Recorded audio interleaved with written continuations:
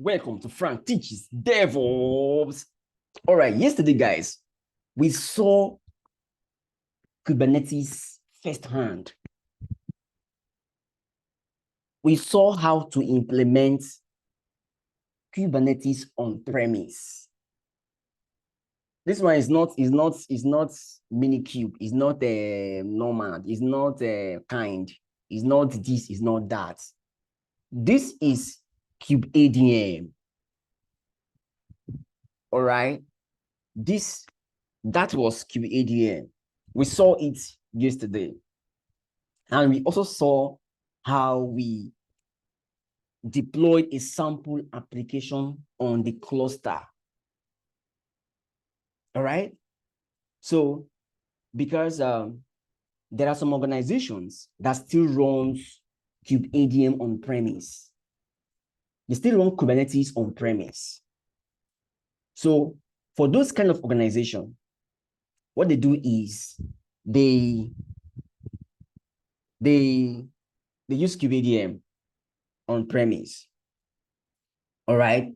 Now there's a video I did, which I would love you to watch the video. Let me show you something. My channel, your channel. Now there's another version of Kubernetes. There's another version of KubeADM, which is multi-master, multi-cluster KubeADM. Setting up Kubernetes cluster on premise using KubeADM. Multi-master Kubernetes cluster setup with KubeADM and HA proxy. So in this setup, which I would love you to go and watch later, in this setup, see, I have KMaster1 and KMaster2. So the KMaster1 is acting as a primary cluster. I just want to explain. I'm just giving an idea. While the KMaster2 is acting as a secondary cluster. Now, between these guys, there is a load balancer. It's called HA proxy. HA proxy is a load balancer. HA proxy is responsible for load balancing. Let me do it like this. It's responsible for load balancing the traffic between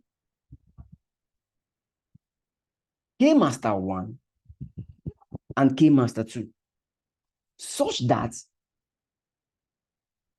in the event of any disaster, in the event that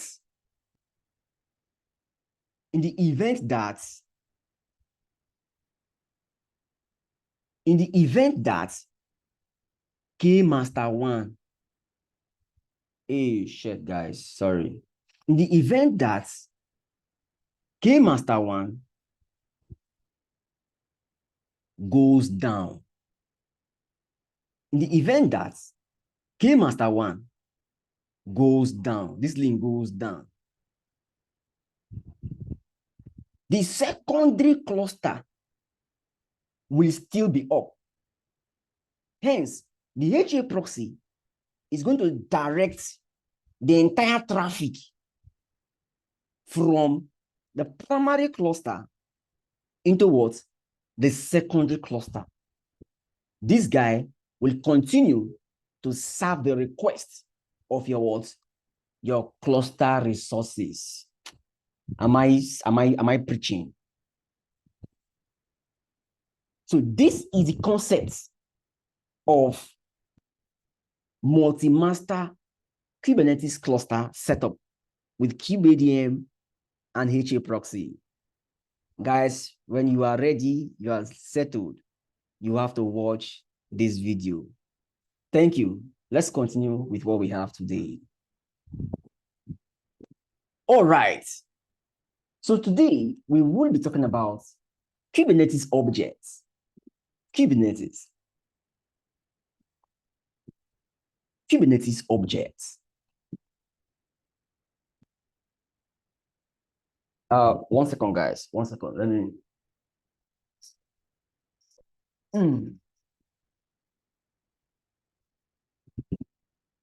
All right.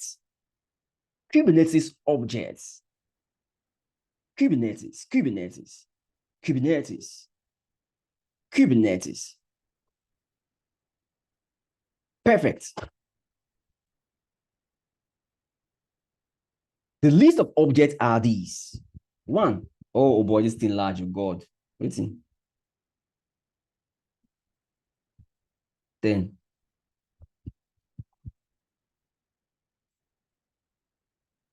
One is pod. But before pod, let me talk about namespace. Namespace. What kind of color is this now? Wow, for them.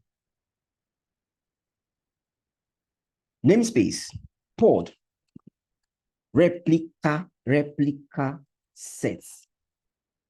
Deployment. Stateful sets. Now one word. Stateful sets. Daemon sets. Daemon sets. Jobs. Cron. Who is this? Who is this? Who is coming late to the class? This class. Not come late, oh. Not come late. Cron jobs. Services. Secrets. Config maps.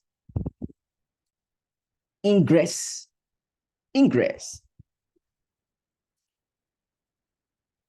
Persistent storage. Please, if you remember, remind me. What else? What else? Persistent storage. Let me check, guys. Let me check quickly. We have port, deployments, daemon sets, stateful sets, replica sets, job, cron jobs, services, endpoints. I've not used endpoints, ingresses, network policies, then storage. So storage, we have persistent volume claim, persistent volume and persistent volume claim. Persistent volumes and persistent volume claims. Though persistent volume and persistent volume claims, they go hand in hand. Then storage classes. I think that's all. Access control. Let me see on the what's service accounts. Okay. These are other objects as well. Cluster roles. I will try and see. Let me try and cover this guy as well. Port security policies. Service accounts. All right. So, get things to do. Service accounts. Cluster roles. Then roles. Then what do we have there now? What do we have there? Come on. And these are the bindings. We don't need to talk about the bindings. If you do cluster role, you have to do cluster role binding. If you do roles, you have to do role bindings. All right. The bindings are the application. So let's see. I think those are all. Those are all about the objects. Access control. Yes, guys. Let's get started. So this tool you're seeing is called Lens. Lens is an IDE. Oshe, who is this person? No. Lens is not an object now. Please don't confuse it. Helm is a package manager. Please take note, guys. Don't go and call Helm that Helm is an object. Helm is a package manager for Kubernetes. Please, right? Please take notes. It's a package manager. It's used to install packages on a Kubernetes cluster. Helm, right? Great. The same way we use kubectl, the same way you use Helm. All right. Perfect.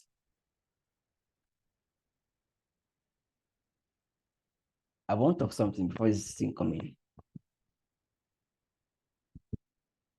I want to talk something. All right, You talk guys. about lens. You talk about lens. Thank you. Thank you. I beg. Oh, So Lens is an IDE. Lens is an IDE, which is integrated development environment. That's the acronym of IDE. So Lens is an IDE for managing Kubernetes clusters and its objects. So you can see now, I'm going to show us, guys. I'm going to show something. This Lens. All right. So before I get my cluster over here, I must download.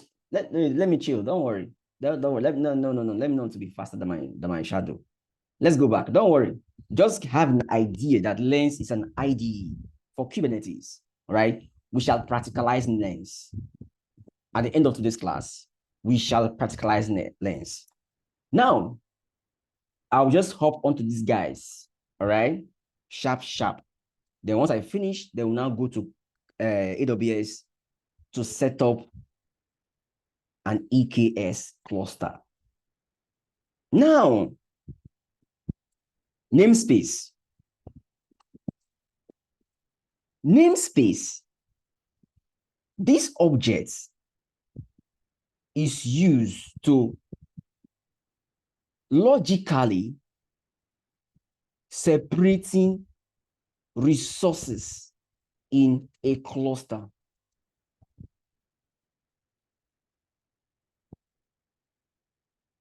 Now, let me give you an example. This is my Lens environment. If I click on ports, these are company stuffs. Sorry, guys, because it's being recorded, so don't worry. When we start our own, I'll show us. Now, namespace, you are logically separating resources. All right. Now, namespace means you are grouping resources. That's the meaning of namespace. So now in a Kubernetes cluster, we have different namespaces. So logically grouping resources. A process of logically grouping, separating, or grouping, yeah, the same thing. Grouping resources in a cluster. That's what a namespace does. Now, assuming now, yesterday we deployed that's my e-commerce pod. We deployed it in the default namespace. If I were to deploy that same version, all right, that same version of that pod, I will change the namespace and I will deploy it. It will go into a different namespace. So I will have the same application running in two different namespaces. So that is what namespace does, right? But it's not right to run the same application in two different namespaces. It's going to cause some challenges, except you've separated it as an environment. Maybe the dev environment.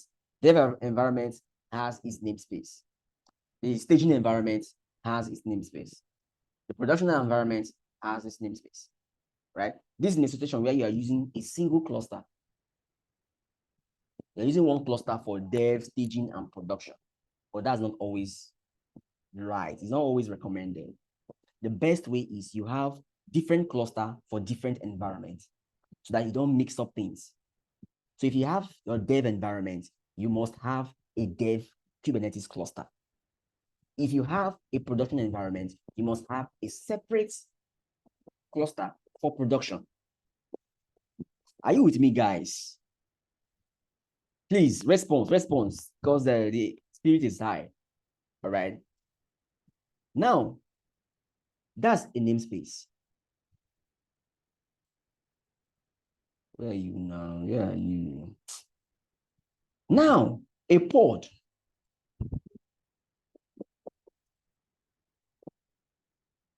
A pod.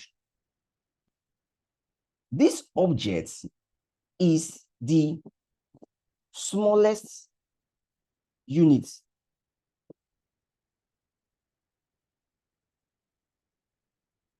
The smallest unit, the smallest, what they call? Okay, pod is, before I talk about smallest, this object is responsible for wrapping the container. It's responsible for wrapping the container. It is also described as the smallest unit of objects in the cluster. In a cluster, this object is responsible for wrapping the container. That is why when you see this guy, let's go to Google. And I say Kubernetes pod.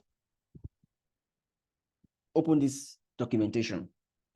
Let's go to the definition of writing a word. A pod. The kind is a pod. And this is where you're going to wrap the container. So a pod can have multiple containers. Now, this is the architecture. Here's the architecture. You have, let me call C1 as container 1.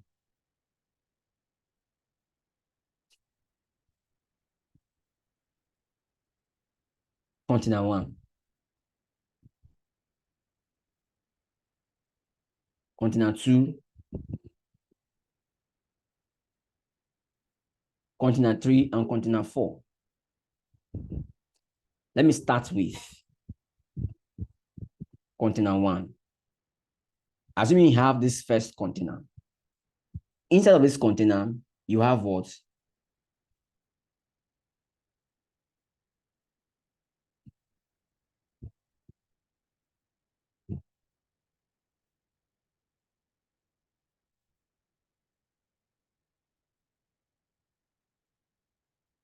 This is a pod. And inside the pod, we have a running container. This is a pod. And inside the pod, we have a running container with this image. This is the name of the container. That doubles the name of the pod. This is the name of the container. But you can change the name of the pod.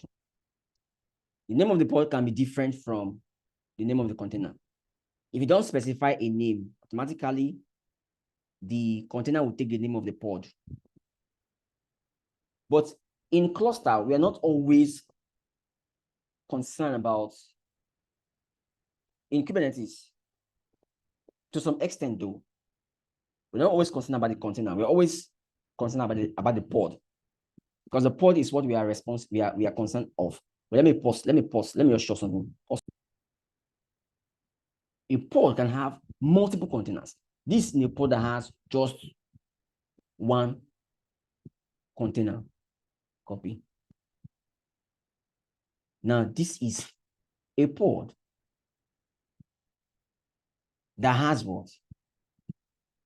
Multiple containers. Multiple containers. All right, great. So here we did on top pod. Now, replica sets. Guys, this topic is very interesting. Very, very interesting. So just be attentive. If you need to grab a cup of coffee, just grab one. You relax, make it flow. Now, replica sets. This object is used to define the number of ports, per deployment. Let me remove this part first. You get to know about it. This object is used to define the number of ports. Now, if I'm defining my, look at now, I have here now. Okay, this is for ports. Let's go to replica sets. Replica sets. This is the documentation for replica sets. Now, see now, a replica set's purpose is to maintain a stable set of replica ports running at any given time. What did we say? Object is used to define the number of the maximum or minimum number of ports. Maximum or minimum number of ports running at any given time. Let's check how it's being defined in the manifest. Look at now. This is the kind is what? Replica set. Look at how it's defined. Though. It's defined in a toggle case. The first character of the word is capital. The second character of the word is capital. Replica is one word. Set is another word, but it's joined together as one word. Replica set. That's a kind. Now, how many replicas? 3. So it means that I'm going to be running 3 identical ports. 3 identical ports of waiting of this image. That's what this thing means. Replicas 3. So it means that, let me pause. Reason for having for running more than one replica is because of high availability. High availability in the sense that, but let me use this to explain all of that. Now, this guy, copy and paste. We're going to have the next guy as a what? A replica.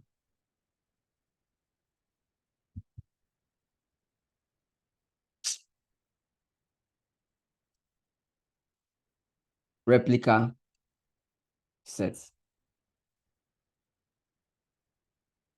So, high availability. All right. So, in this condition, I have what? My replica is 1. If you don't specify any replica, by default, it is 1. If you want more than 1, that's you want more than 1 unit of this pod. So this is in a situation where we have a 1 instance, 1 replica. Now, this is another situation where we have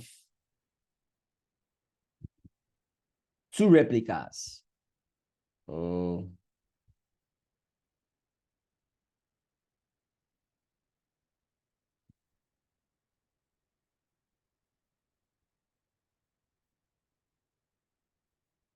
So what you have now, in this context, replica is equal to what? 2. So if your replica is equal to 2, it means it's going to create what? 2 pods. 2 separate pods. And these separate pods, they're going to have the same containers running in them. The same containers running in them. All right? Same, they are identical. There's no difference. Identical. It's just that you're making it more available. Such that if you kill this one, all right, while this one is down, this one will be up to serve the purpose. So a replica doesn't die. Hello, guys. A replica is long-lived. Oh shit. The hot.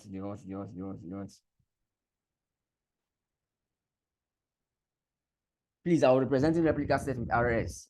A replica set is long live. It has a long life. This object has a long life. Long life in the sense that if I terminate one of the ports, who is this? Who is calling me? If I terminate one of the ports, 1 second, guys. 1 second. Comedian. Guy, you change number.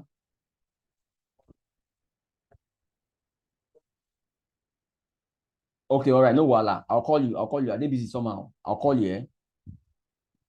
Next, I'll call you back. Now, guys,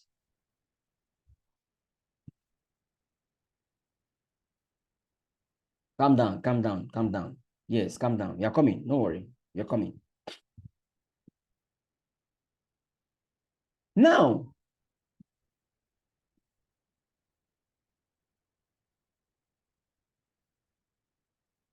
when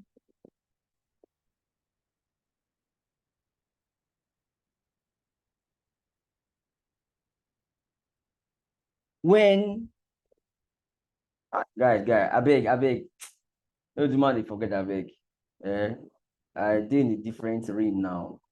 If it's a question, let it be a question. Don't interject. You can only interject with a question, please. Or if I request, if I'm forgetting, I ask you, then you can interject. But don't interject unnecessarily so that I don't forget what I'm saying. Toby, please remind me what I was saying.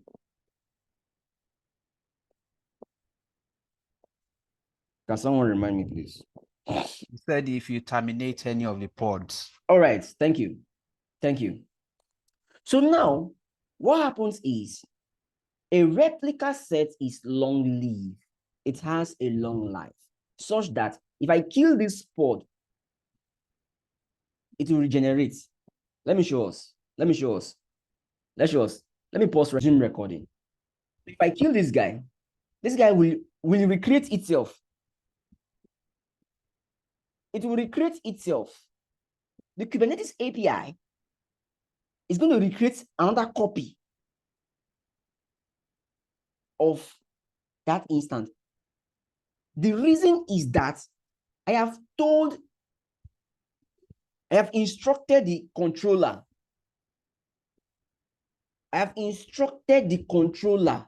that CO in this cluster, at every instance, I want to be running 2 replicas of this application. You've told the controller, the port controller, that at every instance, you want to be running what? Just 2 controllers. Nothing more, nothing less. If you delete one, the API server is going to send an event to the kubelet. You send an event to the kubelet,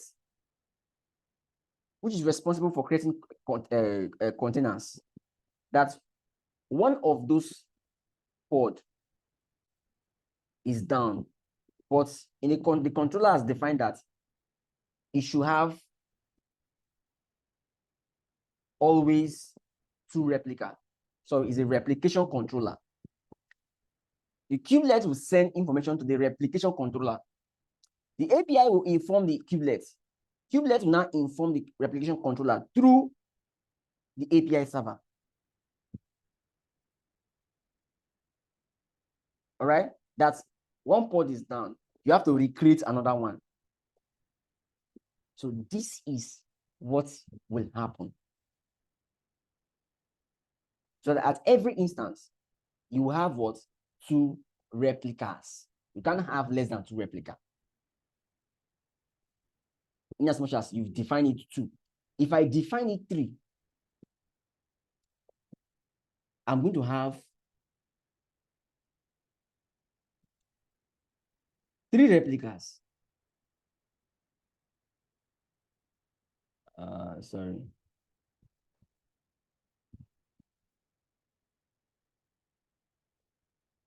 3 pods running. All right, great. That was replica sets. So again,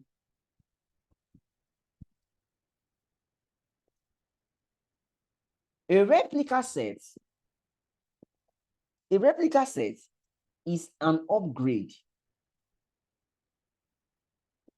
to a pod.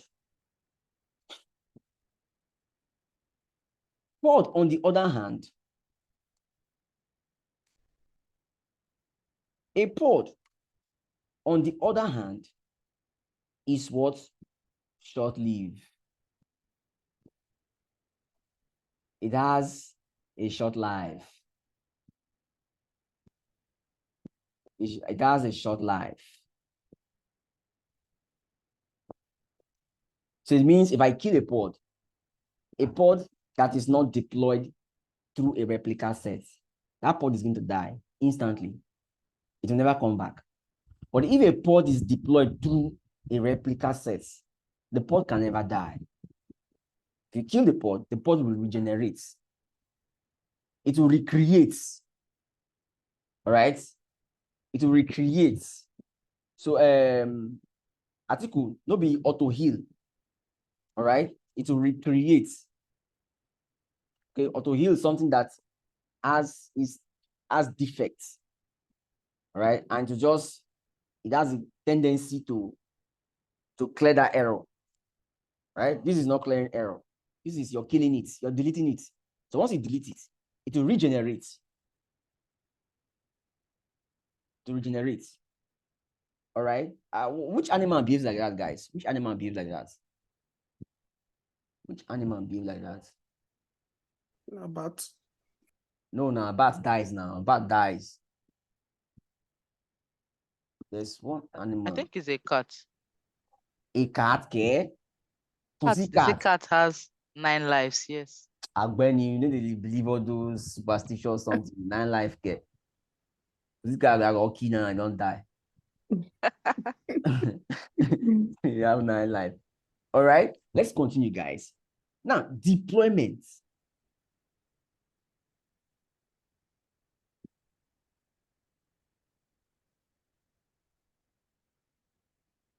These objects, sorry,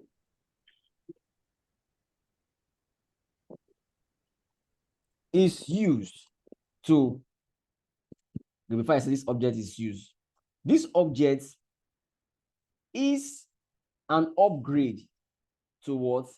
To a replica set. It's an upgrade to a replica set. So it means that every deployment has a field called replica set.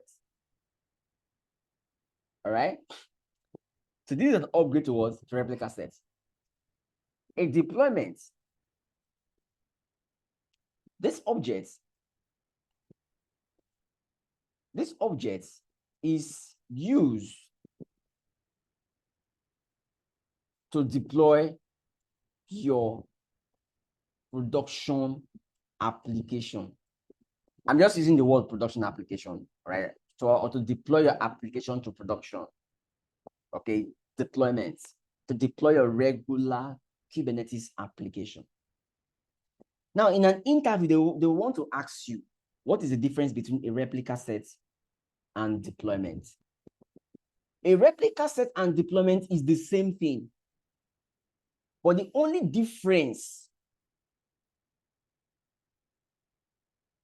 take note, guys. So a replica set and a deployment are the same thing. However, the only difference between a replica set and a deployment is that a replica set cannot perform a rolling update.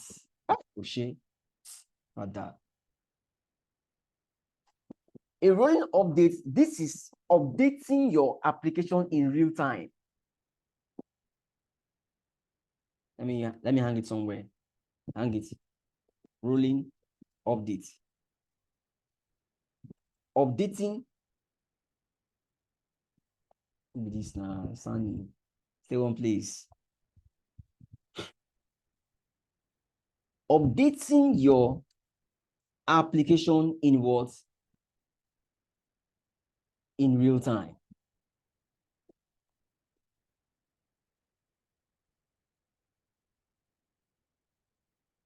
Updating your application in real time. That is a rolling update. A replica set and a deployment are somewhat similar. However, the only difference between RS and a deployment is that an RS cannot perform a rolling update, while a deployment can perform a rolling update.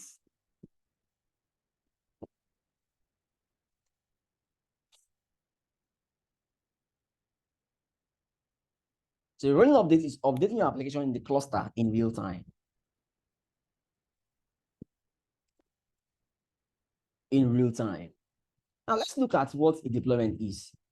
I will not close this page. So you tell me the difference between a replica set and a deployment. Let me come over here. Let me say Kubernetes deployment.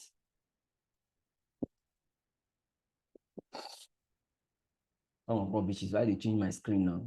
Are you changing my screen? I changing the color of my screen.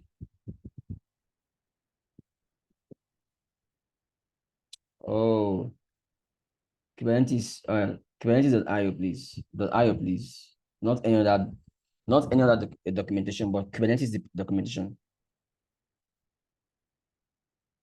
Now, see let's see what let's see what a deployment is. They say a deployment provides declarative updates for ports and replica sets. You describe a desired state in a deployment, and the deployment controller changes the actual state to the desired state at a controlled rate. Blah blah blah blah blah blah blah. Now, let's look at this now. This is a deployment. A deployment has a replica. A deployment wraps a replica. Now, let's see now. Let me screen grab this guy so that we'll see it side by side. See it side by side. See it side by side. This is for deployments. Come over here.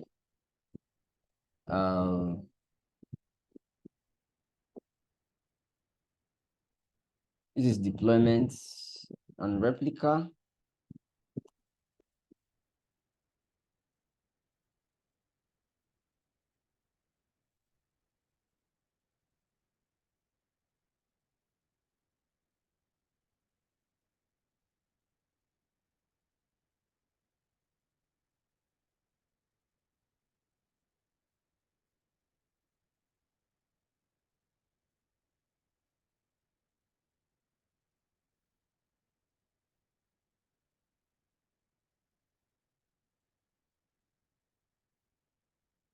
Now, the only difference here is just in the kind.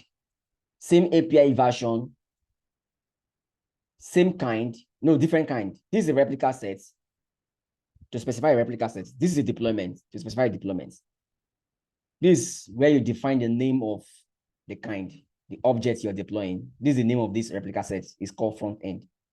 The name of this deployment is called what? Engineering deployment. These are kind of labels for tagging, all right?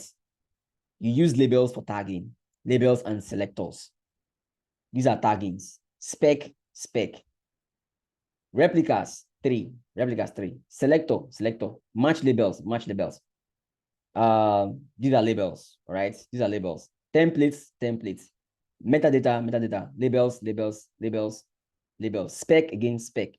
Container, name, image. Ports has to be here if you need to use it in your replica set. Container port has to be here if you need to use what in your replica set. Guys, is the same thing. But the only difference, like I rightly mentioned, is that deployment does what? Rolling updates. But replica set cannot do a rolling update. That's where deployment tops replica set. Now, stateful sets.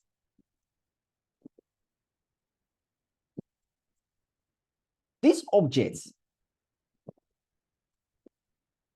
is at the same level with deployments. Yeah, listen, this object is at the same level with deployments. It means that if you've deployed, you can deploy your application as a deployment, you can deploy it as a stateful set. We're going to explain what kind of application that you can deploy as deployment and what kind of application that you can deploy as a stateful set. Now, this object, this object is used to maintain the states of applications deployed in your cluster. Examples of applications you can deploy as stateful sets. Examples of applications you can deploy as stateful set. I'll be using SS to represent stateful sets. And that is a short form, guys. All right? SS. Stateful set. Example are databases. All databases application.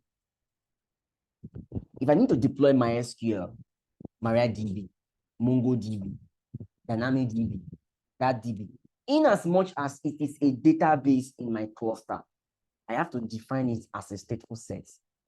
Why? Because I need to maintain the state at every instance. Then which application takes the form of deployment? Your regular application, any application that is not a database, that is not a storage. All right, you also have persistent volumes. Thank you. Oh, Father. Persistent volumes are deployed as stateful sets because they need to maintain their state at every instance. In as much as the application is not a database, it's not a persistent volume, you can deploy it as a deployment. But so long as it's a database or it's a persistent volume, you must deploy it as a stateful set, because you must tell the controller that the state has to be preserved. It has to be preserved. Let's check. Google. Why did she give me black and white now? Why did she give me black and white? States, deployments, stateful sets. Sorry, Kubernetes stateful sets. Let's open this guy.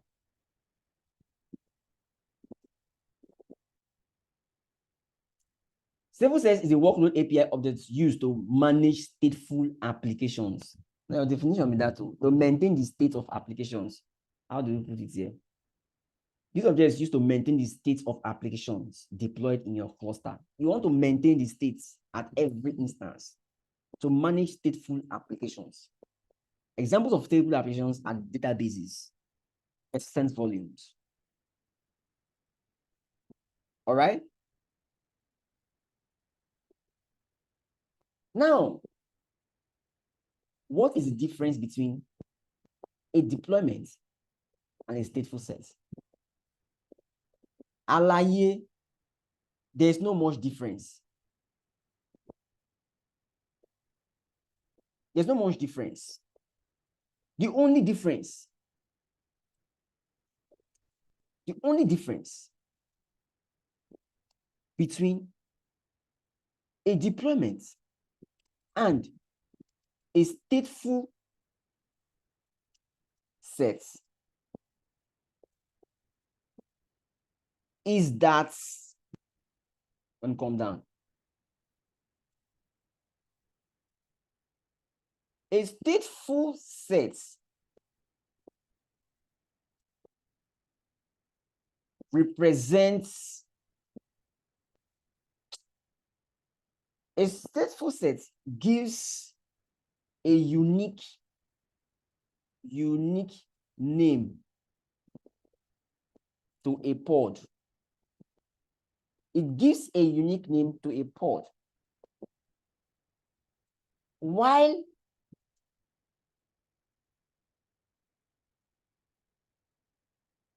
a deployment gives, deployment attaches random,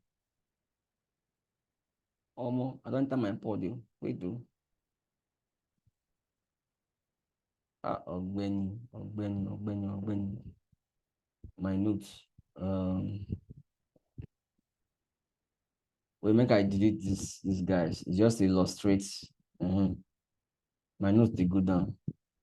Can I keep on somewhere here? Keep it somewhere here.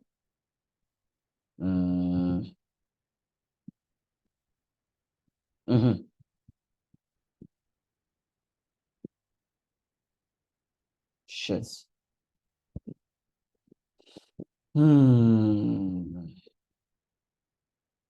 Okay.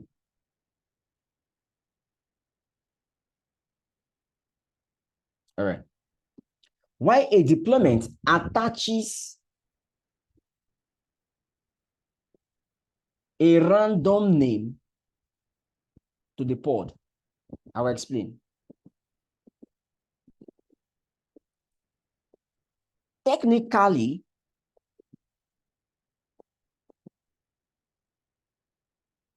okay, let me know something. The only difference between a deployment and a stateful set is that, okay, let me come down now. Let me just say that technically. So technically,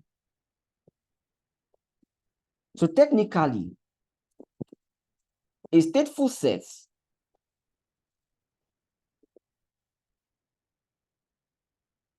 has indexing. In uses. That's the right word. Oh shit. A stateful set uses indexing in the naming of a pod. By that I mean, if the name of the pod,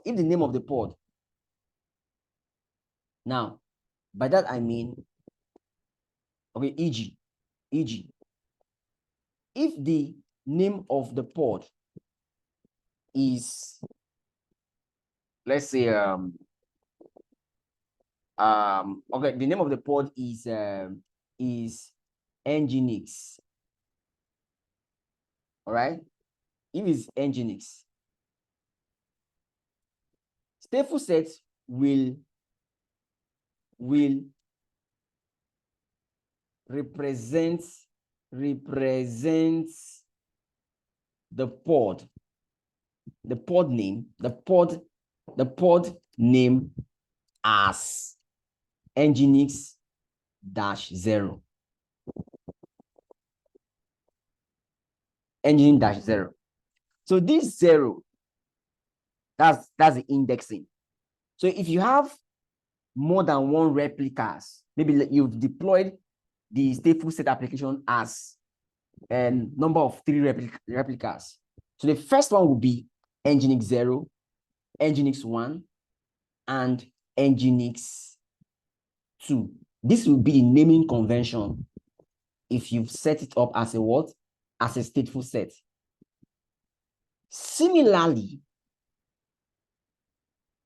Similarly, if you have set up the pod as a deployment,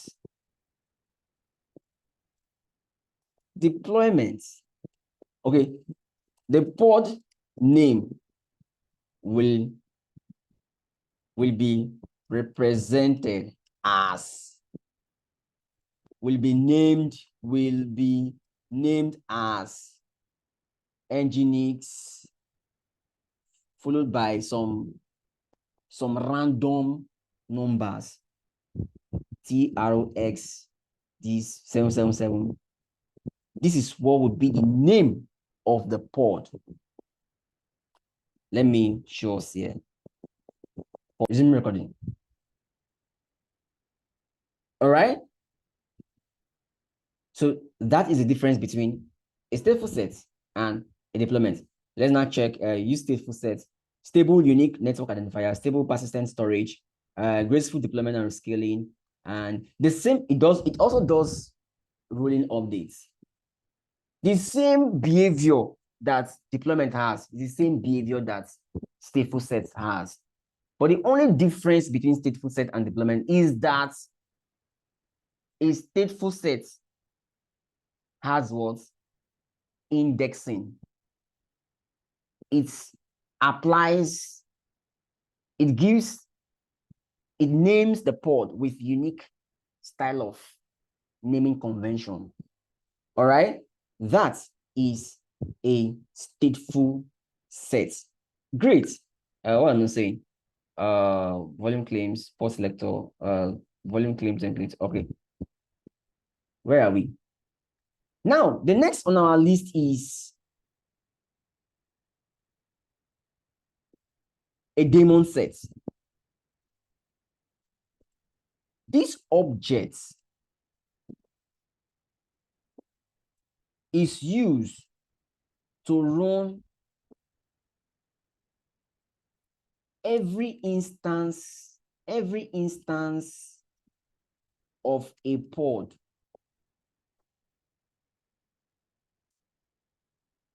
on the node. Wait, let me know that English no sound well. This object makes sure that every instance of that pod is running. This object ensures that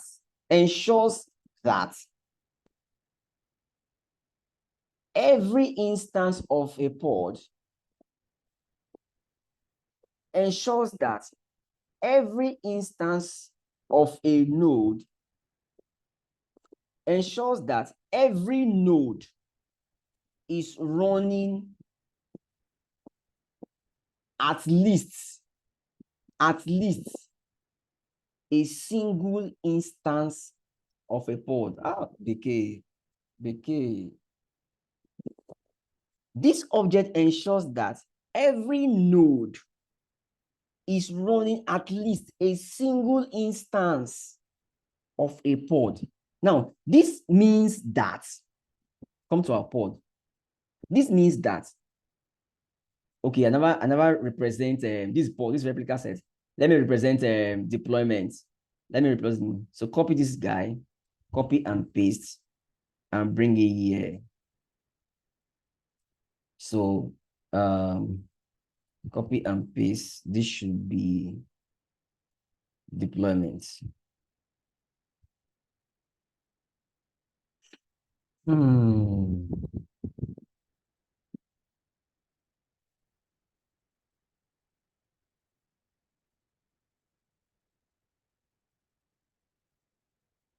So a deployment is a replica set wrapper. All right, similar. So you can have the same thing as what stateful sets, copy and paste. So the only difference there is just, yeah, stateful sets. Same thing. Now, a daemon set. The case is different for a daemon set. For a daemon set, let me paste this guy. For this daemon set, these guys are, oh shit. Oh, wait, let me.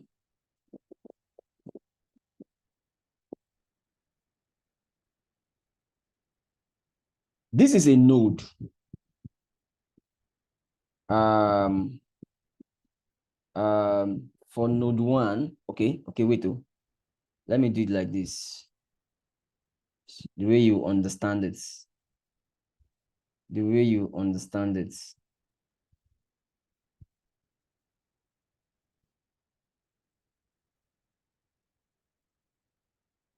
Copy.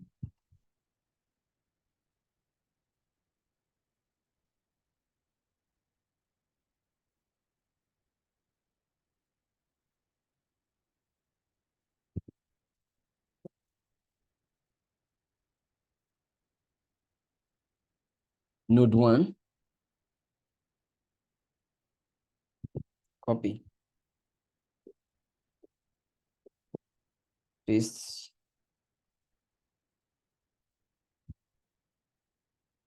Node 2 and node 3. We are assuming this cluster has 3 worker nodes. Node 3. So a daemon set does not use replicas, guys. Take notes. It's an interview question. They can ask you because it's optional. You don't need to set up a replica. That is the nature of a daemon set. A daemon set is responsible for running the pods, a single instance of the pod, at least a single instance of a pod on every node.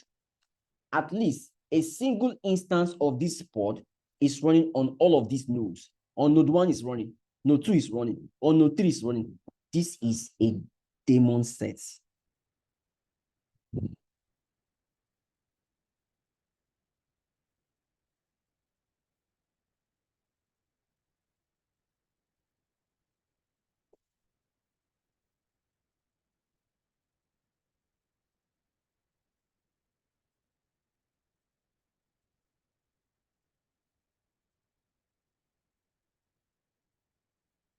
This is a daemon set. This is what it is called. Guys, take note too. So a daemon set, every node 1, node 2, node 3, is running at least a single instance of the pod. Let's go to Google. Let's say Kubernetes daemon set. What is it? Documentation.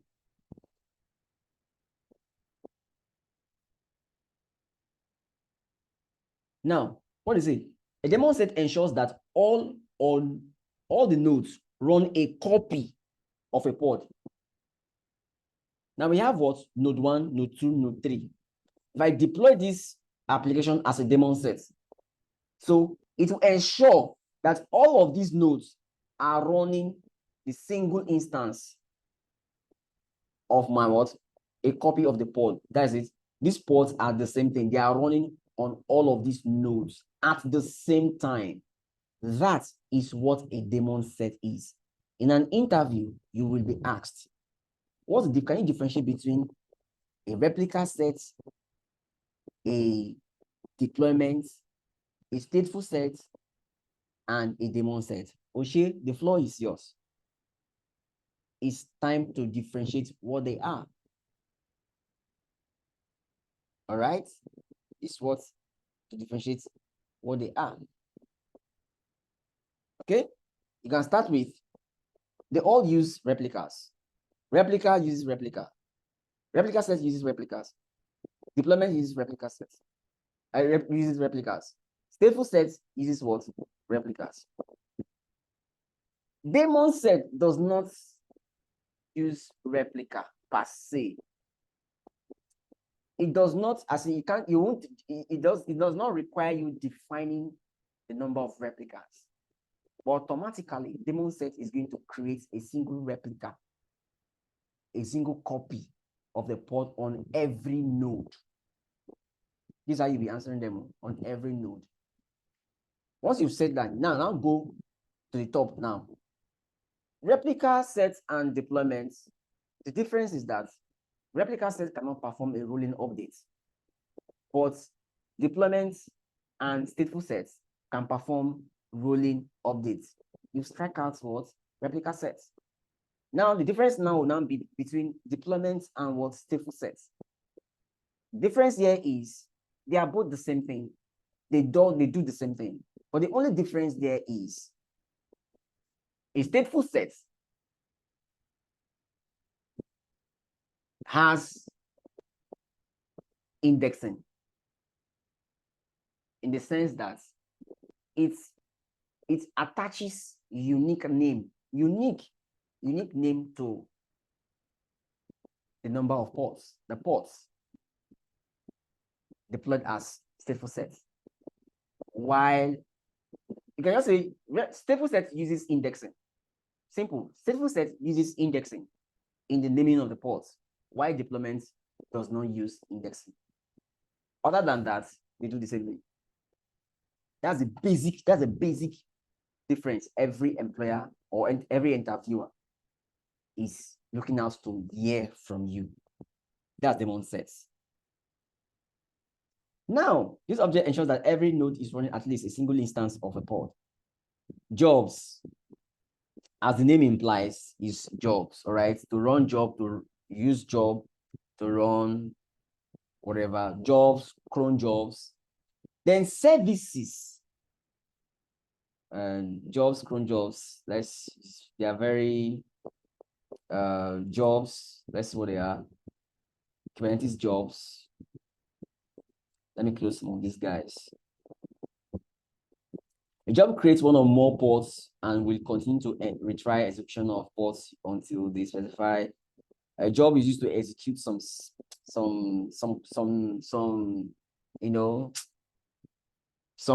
events depending on what you want to achieve. All right, you can use a job to trigger some things and all of that. You can also use a cron job. You can create a cron job. All right, you also have cron job. So a cron job will create, so let's say for instance, you have a port, a deployment, and you want this deployment to restart at every midnight, 12 a.m. in the night, every day. You can create a job to get executed. A job is manual, all right? But a cron job is automatic. You can create a cron job and attach the cron job to the deployment such that at every midnight, at the specified time, the pod is going to restart. The pod is going to restart. Let me show us an example of cron jobs. Cron jobs. Cron job tab. So job and cron job, they are used to execute, some certain event, triggers some certain events. A cron job creates jobs on a repeating schedule. Repeating. Cron job is meant for performing regular schedule actions such as backups, report generation, and so on. Restart the pod, kill the pod. One cron job object is like one line of a cron tab table file on the Unix system. It runs a job periodically on a given schedule, right? So you can see this how it is defined. You create this job and I don't know where what it's supposed to do. All right, so I think this is the command. This is the command it pass. So you can pass a command here. The command here is dates. This will echo hello from Kubernetes cluster, followed by what? The date at this specified time. At this specified time. Now you can set another command here. You can say kubectl. Kubectl, you restart a specific pod that is in the same cluster as this cron job. All right. So if you don't forget, remind me, guys, we will create a cron job that will restart a particular pod at 12 a.m. in the night or at a given time, at a scheduled time. That's what a cron job is used for. Please, guys, as we progress, when we shall start the nitty-gritty, kindly remind me. Kindly Kindly remind me. That's cron jobs. It's used for executing both cron jobs and then job. This object is used for executing some certain events. It's used for scheduling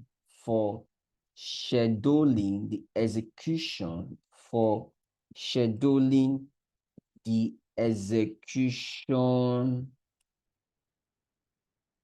of some certain events, right? Such as sorry, Frank, you can also say it's automate tasks also. it automates. Thank you. I'm coming. Such as this object is used for scheduling the execution of some certain events. All right. So schedule, so it's automatic. So cron job does what it does automatically without human intervention, such as maybe you need to restart a specific pod, all right, at any given time, right? Any given time. Okay, great. Then services.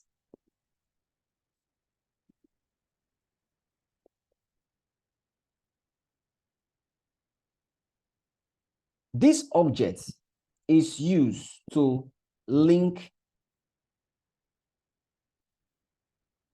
This object ensures, thank you. This object ensures pod-to-pod communication. That's what the service does. It ensures pod-to-pod communication. All right. Let's just still drop this guy. All right. We have types of services.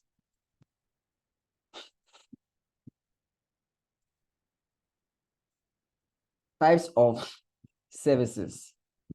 One, we have a cluster IP. Two, we have a node port. Look at the way I'm typing them on. Then three, we have a load balancer.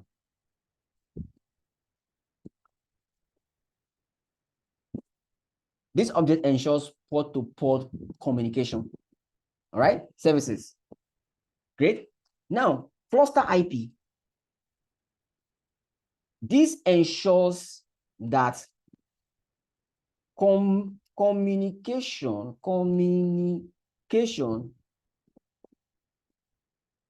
remains within the cluster. It ensures that communication remains within the cluster. All right. So it means any service that has the type as, this means that any service whose type is cluster IP, you won't be able to access the service externally. All right. Okay. Now, this is a spin-off headless service. I'll define what a headless service is, because they will always ask you in an interview, what is a headless? What do you understand by headless service in Kubernetes? I'm coming there. A node port. This ensures that communication goes outside of the cluster. All right. communication goes outside of the cluster. A node port assigns port numbers in the range of 30,000 and above. So it means that any service that has 30,000 and above, doesn't matter any number it is, in as much as it is from 30,000 up, that service is being exposed as a node port. So once that service is exposed, it's going to assign it a port number from this range. A node port assigns port numbers in the range of 30,000 and above. You're going to see a lot of node ports. Load balancer. This service type ensures that communication goes outside of the cluster. A load balancer uses a node port. That is a port number in the range of 30,000 and above is used. And they will ask in an interview, what's the difference between a node port and a load balancer? A service type of node port and a service type of a load balancer. All right. And which one would you use over the other?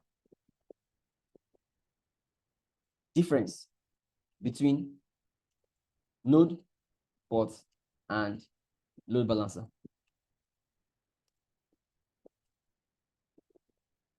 There's not much difference since they both use node ports in the range of what? 30,000 and above, right? But the only difference there is a node port changes its port number every time the service is restarted. A load balancer maintains its port number even when the service is restarted. So which one would you use over the other? A load balancer is preferred over a node port. A load balancer is used in production. You can use node ports just for testing purposes, but in production, you can never use the node ports because it keeps changing. All right. So you don't want to be at the middle of customer or user starts calling you. Hey, Franco. Hey, Toby. Hey, service is down. 503, 502. This 404. You now start running data and scatter. What has changed? What happened? I'm not touching anything now. Alaye, service on restart. And waiting. Port number don't change. I think break everything with that. All right. Great. Now, headless service. A headless service, HLS, is a service whose type is set to none. If I'm creating a service and I set the type as none, then that service is termed to be what? Headless. Unless there will be no IP address. It won't have any IP address. That service will not communicate. Now, headless, that service won't have an IP address. That service won't be able to communicate. Great. Secret. Secret is a way of safeguarding this object is used to safeguard resources in the cluster. All right, you need to protect your passwords. You need to protect your tokens, your API keys, this, that. You're going to create a secret and pass them as a secret. All right. Now, config map. This object is used to pass environment, global environment variables to your pods, to your containers, to your running containers. This object is used to inject.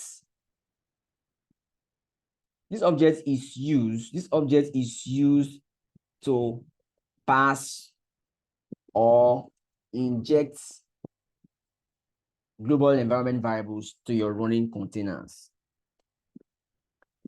Ingress.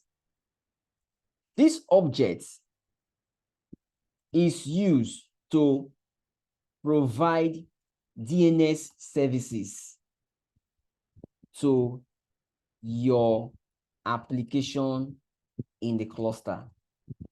So if you need to provide domain name, all right, you use what? The ingress controller. Okay. Persistent volumes and persistent volume claims, both the two. All right. These objects are used to persist your data. Remember, on Docker, all right, when we did Docker volumes, the idea was to persist our data, to make our data live long. Even when the container dies, we still have our data backed up in the storage. So similar thing, in a Kubernetes cluster, we use the concept of persistent volume and persistent volume claims to persist our data. All right, great. Service accounts. This is used to represent users in a Kubernetes cluster. All right, so don't call users, call them service accounts. All right, service accounts, they are used by the system. They are used by the system. They are used by the system. They are used by the system, by the Kubernetes system, Kubernetes API to perform some defined task. Cluster roles. Cluster roles and roles. Cluster roles are roles that are assigned to the cluster. These are roles that are, these are objects. This object is used to assign roles. All right, assign roles to the cluster. All right, to the cluster. So roles, this object is used to, no, define, please. This object is used to define to define roles to cluster. This object is used to define roles to service accounts, which are the users. Now, somewhere here, we have what we call cluster role binding. It's an offset. I won't want to call it part of the component, the object. Cluster role binding. All right. This object is used, or this component object, this object is used to assign, all right, roles, to assign cluster roles. Thank you. That's the right word, guys. To assign cluster roles to the cluster. When you want to assign that role that you have defined, this cluster role that you've defined, to apply it, all right, you use what? Cluster role binding. This object is used to bind,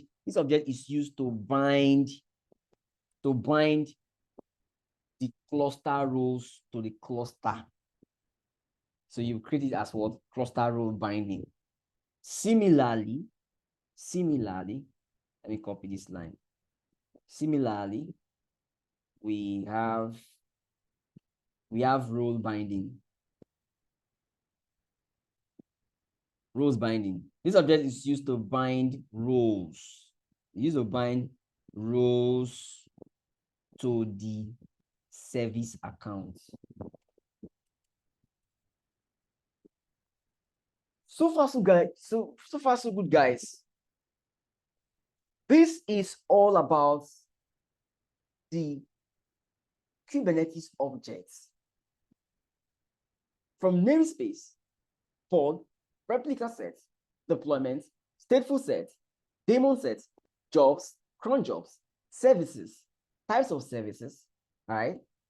Secrets, config maps, ingress, persistent volume claims, service accounts, cluster roles, cluster role binding, roles binding, etc., etc. My dear Christian brethren, you have to know these things at your fingertips. So that when you sit in an interview, you're going to speak with commands. You talk with confidence. You talk as someone that knows it all. You don't know it. But yes, you're okay. You need to talk well. These guys have to be at your fingertips. So everything I'm doing, it has to be very sharp. You have to be very sharp with it. All right?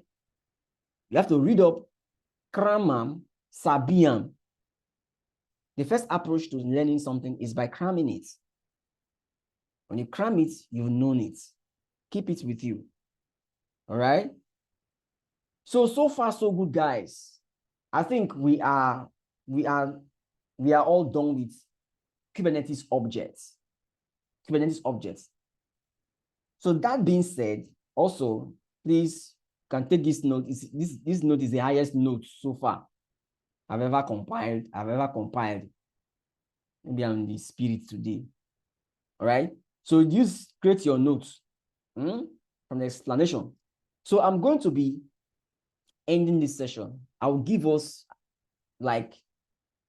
it's 10 minutes. Okay. 10 minutes break. Hello, guys.